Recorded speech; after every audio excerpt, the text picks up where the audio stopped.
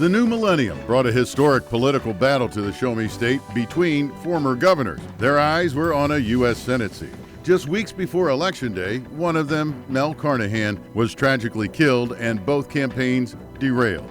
Now, we unlock our exclusive archive to revisit one of the most emotional times in Missouri history, an election with a finish no one could have predicted, and a rallying cry that echoes even now. Welcome to our look back at the 2000 U.S. Senate race in Missouri, Ashcroft v. Carnahan. As we mark 25 years since the historic election, I'm Andy Banker. Incumbent Republican Senator John Ashcroft and his Democratic opponent, Missouri Governor Mel Carnahan, were locked in a tight race at the time. Over the next 30 minutes, we reflect with Carnahan's children, political strategists, and media veterans who lived and covered Missouri history. 25 years ago, Missouri was unknowingly headed toward a finish in a U.S. Senate race like America had never seen. The two candidates had long, successful political careers. Republican John Ashcroft was a former state auditor, state attorney general, and Missouri governor. He was elected to the U.S. Senate in 1994 in a sweeping victory over Democrat Alan Wheat. He was really part of the younger generation of Republican resurgence in the state of Missouri. During his time in Congress, Senator Ashcroft sponsored more than 200 pieces of legislation. He gave brief consideration to entering the 2000 presidential race. As Janet and I have had this opportunity, we've explained this to people around the country. Senator John Ashcroft announcing to friends and supporters here in Springfield, Missouri, that he will not seek the nomination, the Republican nomination as president, but will instead concentrate his efforts on running re-election to the United States Senate. Democrat Missouri Governor Mel Carnahan was originally from Rolla. He followed in his father's footsteps, holding a variety of elected offices. In 1960, at age 26, he was elected municipal judge in Rolla. 3 years later, he was elected to the State House of Representatives, where he served 6 years. He was elected state treasurer in 1980, lieutenant governor in '88, serving under then-Governor John Ashcroft. Carnahan was elected governor himself in 1992, beating Republican William Webster. Supporters deemed him the education governor, citing his extensive work for Missouri schools and educators. During his second term, he announced his campaign to run against Ashcroft for the U.S. Senate in the upcoming 2000 election. He always would say, I'm not doing this just to warm a seat. I'm doing this to get things done. I think realized not only did he still have the passion and the fire to do it, but really believed he was uniquely situated to be able to take that on. Both Ashcroft and Carnahan easily beat their competition in the August primaries, and the stage was set. Carnahan v. Ashcroft for the U.S. Senate. 2000 was such a critical year in the state of Missouri politically. At that time, Missouri was considered a bellwether state and a battleground state. It was commonly believed that the winner in Missouri would win the national election, and so there was a heightened focus on the race. Both Carnahan and Ashcroft were looked upon as respectable men, but between the two and their campaign staffs, there was serious contempt. John Ashcroft filed a lawsuit against Lieutenant Governor Carnahan over whether or not he had specific powers while the governor was out of the state. And it dragged on probably for a year or so. And eventually, John Ashcroft won that particular lawsuit before the Missouri Supreme Court. But I think that caused at least lack of friendship and confidence in each other, if maybe even some bitterness. Both of them had national money and support. Both of them had the focus of their parties nationally on this race. We've not seen it since then. That's how important this race was to Missouri. It was also a race that was getting a little bare-knuckled. They were going at it. These men, while they had respected each other, didn't much care for each other in terms of their politics and had bought into this national focus. There were two debates that election season, one in St. Louis on Friday, October 13th, and one in Kansas City 2 days later. He has been trying to blur the differences to make it look like we're alike. You'd think in the last few weeks that he was a moderate. He is not a moderate. He has never been a moderate. I think what you see is what you get. I think it's pretty clear what I've been working for. I said in 1994 when I campaigned for office, we wanted to balance the budget. And a lot of people snickered and said it couldn't be done. The Kansas City debate carried an immense amount of weight. Former news anchor Dave Helling moderated that one. Everybody believed that John Ashcroft was ahead pretty consistently, 3 or 4 points That was understood to be the case. There didn't seem to be a lot that was dislodging that feeling. Even the Democrats knew they were behind. That's why the debate the Sunday before the incident was so important, because it was really Carnahan's last chance. The distributor of the Beavis and Butthead series are big contributors to my opponent. I know that the Ashcroft people thought they did well in the debate. So did the Carnahan people. He was as happy as I ever saw Mel Carnahan. I mean, he was grinning ear to ear. He thought he had really done well. Dad hated debates. He thought it was, this crazy sort of, clash that isn't sort of set up to actually inform all that well. But he did great, and he was able to sort of convey the differences, I think, between he and Ashcroft in a way that was civil and again gave people choices about what their government could look like. So that day on October 16th, he was feeling great. Whether her father's performance would have changed the outcome, we'll never know. Plans were in the works to hold a third debate in Cape Girardeau. The campaigns were at an impasse over when. Then tragedy struck. Pollsters had the race too close to call when sadly a plane crash took Governor Carnahan's life and brought both campaigns to a halt. When we come back, the night Missouri lost its governor, how the state mourned, and how history was made.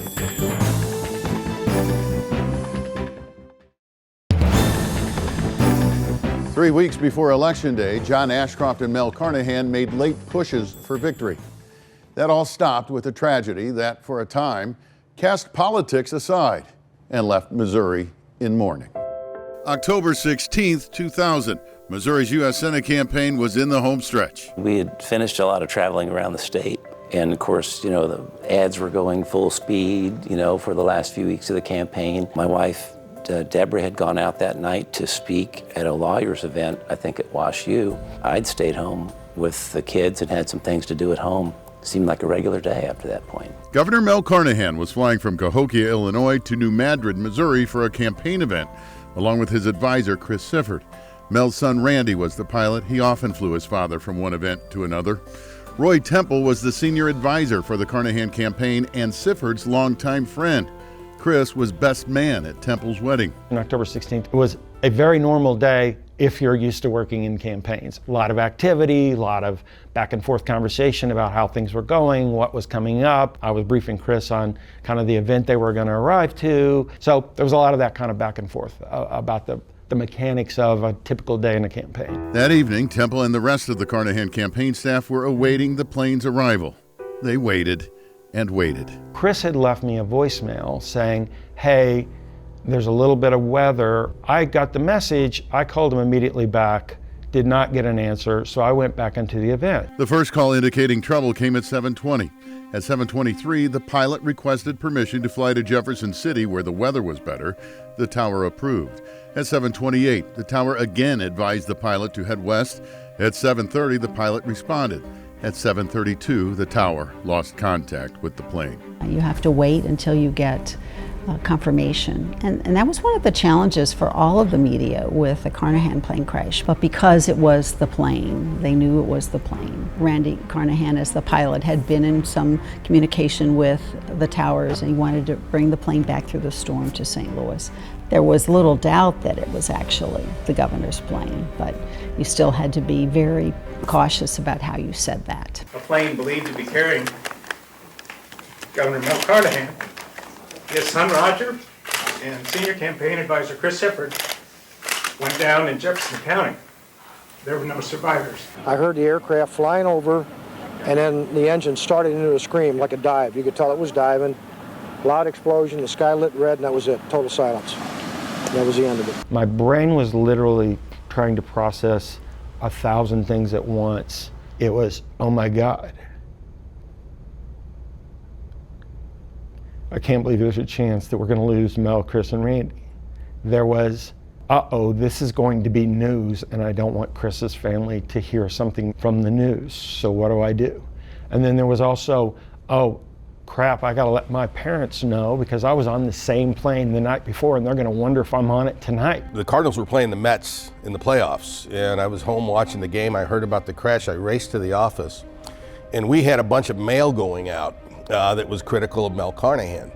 And I said, we got to stop that mail. And so we get on the phone and they track down the trucks on the way to the post office, and we stopped the mail from being delivered. The reason we're going back to the site is they have discovered a piece of the engine. An NTSB briefing would later note the pilot's spatial disorientation and adverse weather conditions as key factors in the crash. Lieutenant Governor Roger Wilson was sworn in as governor 2 days later after identification of the victims was confirmed.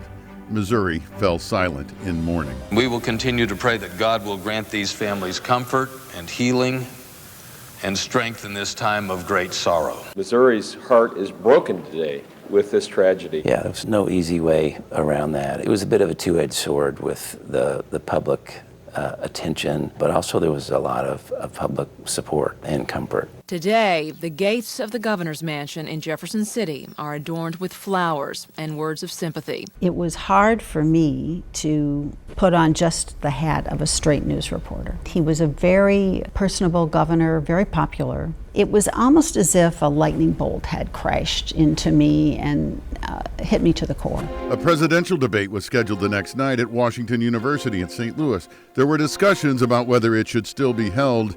It went on as scheduled. And I'd just like to say that this debate, in a way, is a living tribute to Mel Carnahan. I too want to extend my prayers to the and blessings, God's blessings on the families whose lives were overturned yesterday. Obviously, we were going through a lot of personal grief, but it also turned out that there was a lot of public grief about this as well. The late governor was honored across the state, from the University of Missouri to his hometown of Rolla, at churches, city council meetings, and schools. I ask for a moment of silence in which all can remember and thank him for the difference he has made. God bless Governor Carnahan, and may he rest in peace. 4 days after the crash, thousands lined the streets of Missouri's capital. The president and vice president joined in paying their respects. I love the guy. And anybody who thinks he was dull never looked him straight in the eye. A hush was broken when the Missouri Air National Guard flew in the missing man formation over the Capitol in honor of Carnahan, an Air Force veteran. It's difficult to find the right words to tell a story. Sometimes the pictures speak for themselves. An entire state watched in silence and said goodbye without uttering a word. I hope his fellow citizens of this show-me state will be gratified by what is an absolutely stunning representation here in this crowd. He was a great man, he was a great leader, and he did much to change the state of Missouri for the better. Without fail, before he walked out the door in the morning to go to work, he'd say, "Don't let the fire go out." So I'm here today to say, Dad, we promise we won't let the fire go out. The family didn't, and Missouri didn't either. Even as we traveled, there were people lined up along the highway that could not have imagined that. The burial was going to be down in South Missouri and the family cemetery, and the hearses and the funeral group was driving down. Right as we turned off of 63 to 63, there was a farmer standing in a field. What was running through your mind at that moment? That it was bigger than us, bigger than Dad. With their candidate's death, the Democratic Party had to figure out how to rebound with little time to spare. When we return, the circumstances that led to a new face for the campaign and the voters' response.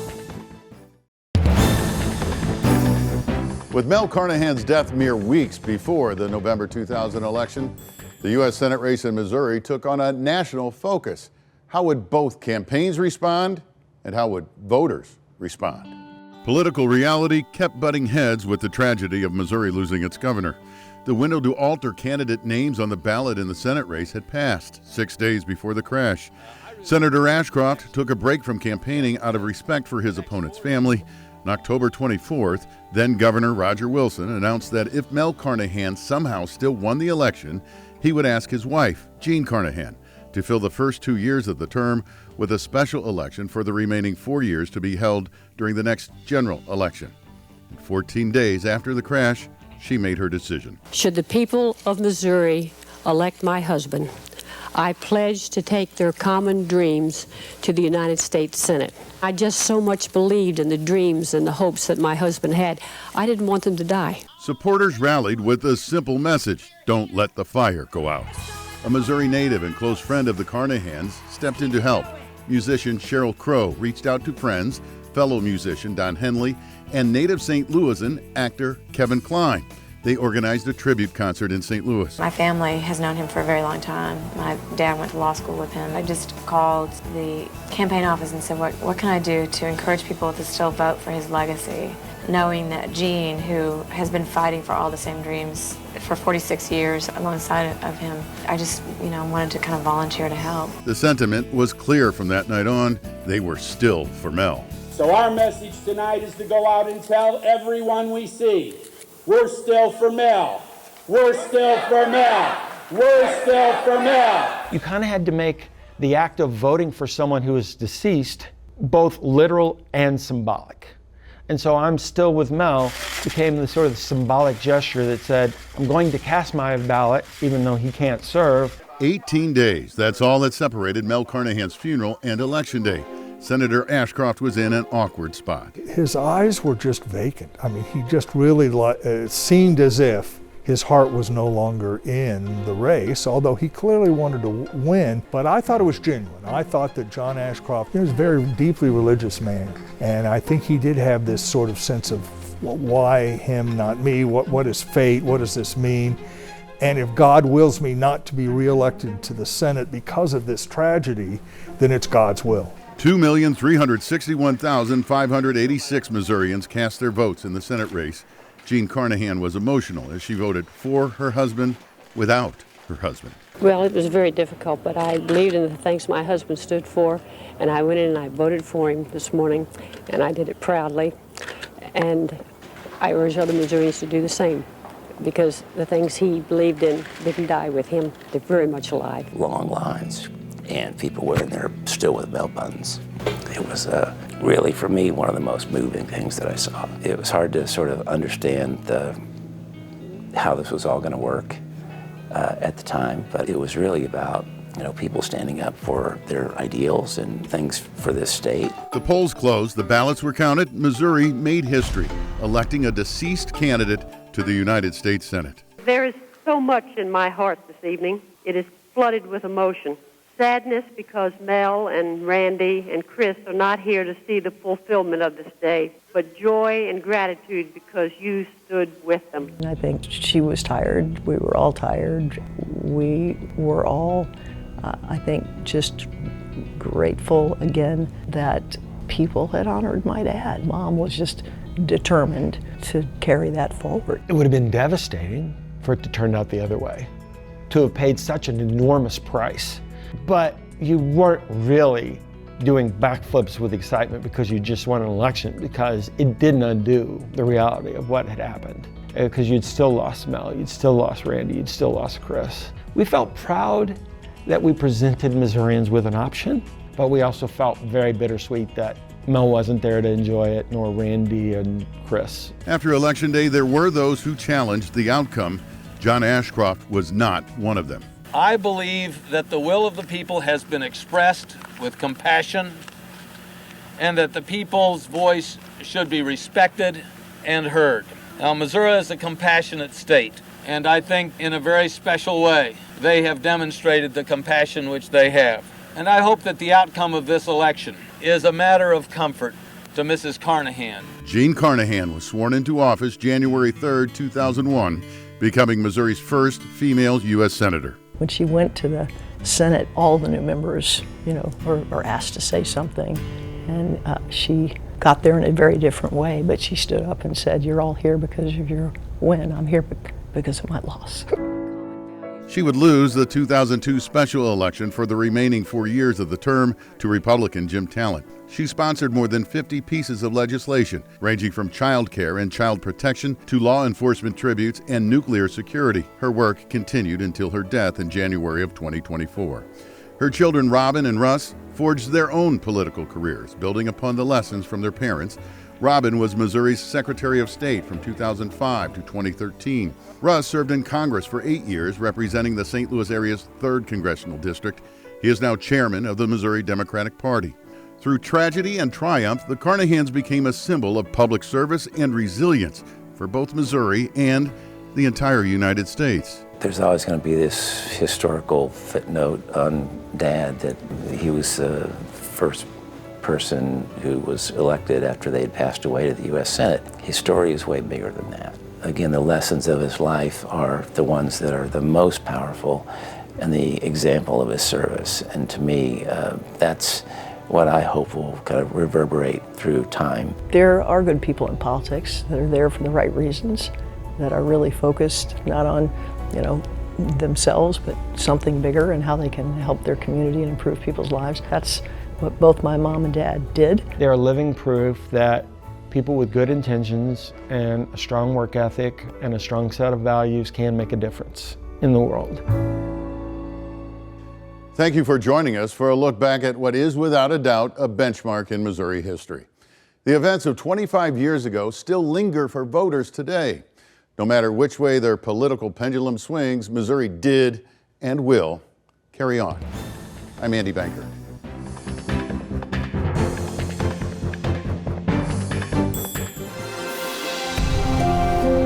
Thank you.